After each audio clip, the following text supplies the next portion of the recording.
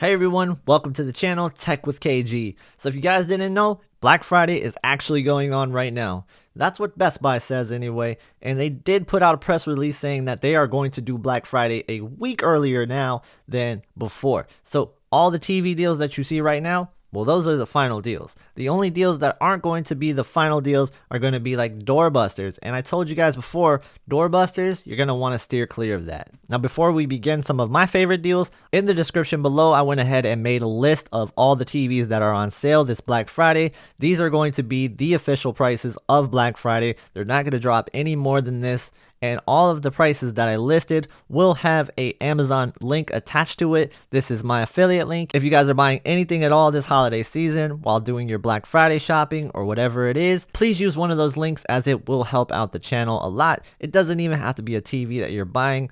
Anything helps. Thank you guys so much for doing that. With this list, I made sure to list it by size and price descending, so you guys will be able to see what the best prices are at what sizes if that's something you want to look at that way. I made sure that it was one of the more convenient ways to look at these deals, but in this video, I'm going to give you guys all of my favorite deals, and I'm also going to break down all of the flagship 4K TV deals and see how those prices compare. For 55 inches, it's hard to not say the LG C1 and the QN90A is the clear winner here, but we also have the A80J at $100 more. So you have to ask yourself, what do you really want out of your picture quality? Are you somebody that games? If so, check out the QN90A or the LG C1. If you're not somebody that games and you're just somebody who watches movies and TV, it might be worth paying that $100 extra to get the A80J. Now, if you're looking to go a little cheaper than that at the 55-inch range, you do have the Hisense UAG and the TCL 6 series. Both of these are really good TVs for their price. So the Hisense comes in at $749 and the TCL 6 series comes in at $699. One in between that I'm not really sure of how to recommend it to people is going to be the X90J.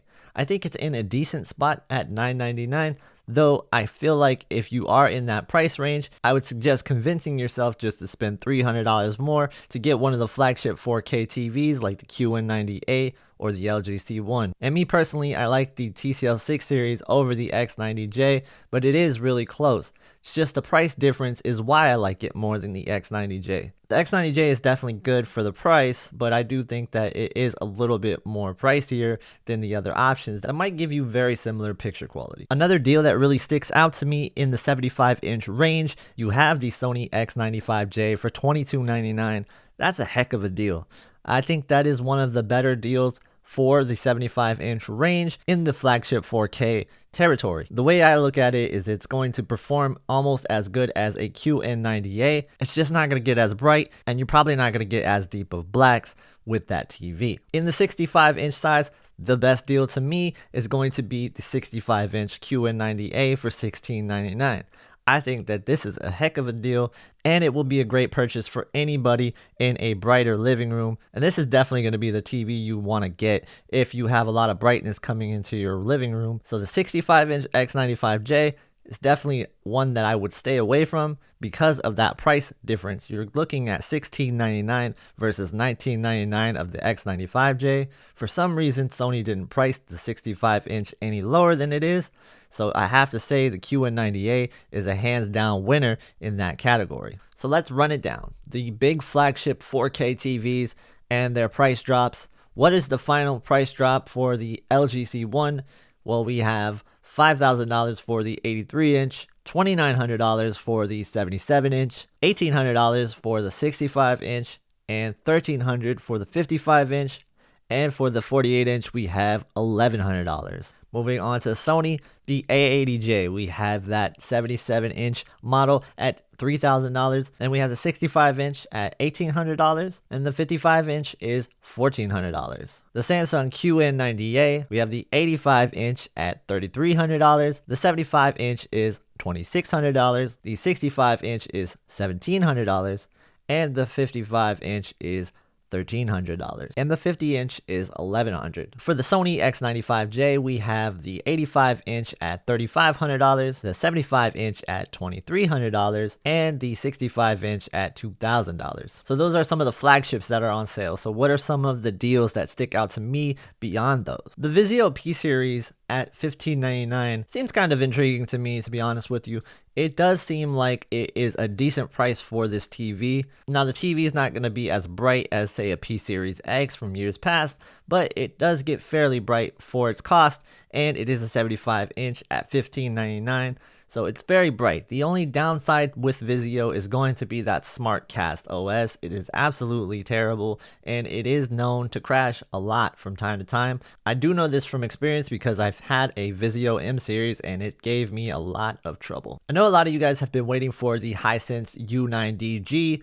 That for $2,000 at 75 inches doesn't seem like a terrible deal.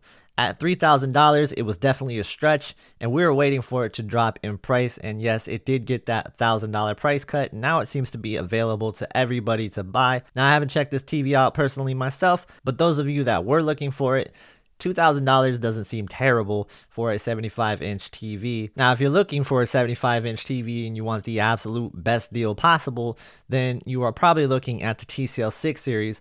And I also like the X90J at $15.99 as well if you don't want to take a chance on the TCL 6 series.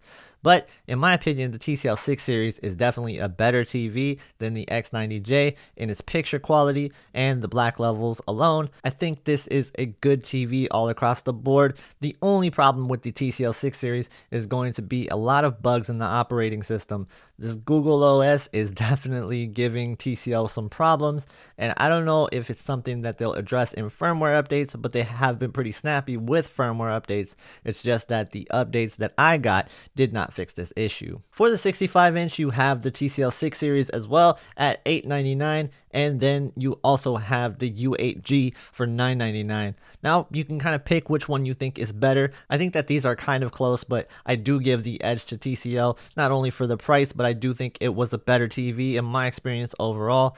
I just felt like the black bars when watching a movie on the Hisense was kind of poor, so I just would pass on that one if you're somebody who watches a lot of movies in a darker room. But if you're looking for a TV for a bright room, it's hard to beat something like the U8G. If you're not gaming, movies and TV in a bright room at that price, it's a pretty good deal. If you're looking for an 85-inch where you don't have to break the bank too much, you want to spend about $2,500 on an 85-inch TV, and you're going to get a pretty good experience out of the Q80A from Samsung. This is pretty much going to be the Q80T from last year at the 85-inch size, and it is a very good TV overall. So for $2,500 for that TV, I think that's a pretty decent deal. The other one is also a Samsung. It is the Q70A. Now keep in mind, this is an edge-lit TV, but this is $2,000 for an 85-inch TV.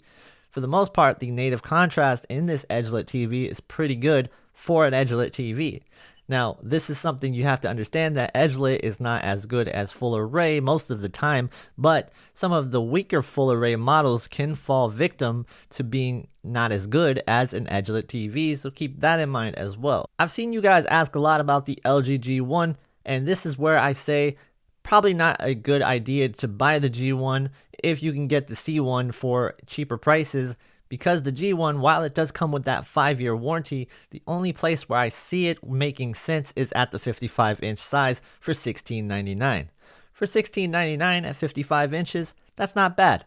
That's a 5-year warranty included that will also protect you against burn-in, which is really, really nice if that's something you're worried about. At the higher sizes, I personally don't think it makes too much sense, but if you're somebody that just wants a really nice TV to hang on the wall, it's hard to go against the G1 because it does look really good. Now, I want to caution you guys that there are a couple of TVs that I think are a little bit overpriced or just priced too close to the model that you jump up to for just paying like $100 or $200 extra. For example, the QN85A, while I like this TV at $1099 for the 55-inch, I just keep thinking in my head, just pay the extra $200 and you get a superior TV that is a lot more brighter overall and is going to have a better performance due to it being a VA panel over being a IPS panel for the QN85A. So that's stuff that you really have to think about. And if you guys have any questions at all on TVs, I will be happy to answer you guys in the comments section below, or you can stop by on my live stream on Fridays and ask any TV questions that you got. You could also hit me up on Twitter at TechWithKG, and I'm also on Instagram at Produced by KG. So follow me on there. Alright, if you guys like this video, please hit the like button, consider subscribing, and check out this video if you want to see some TV reviews of the TVs that are on sale. Thank you guys so much for watching. Have a great day, and I will see you in the next one.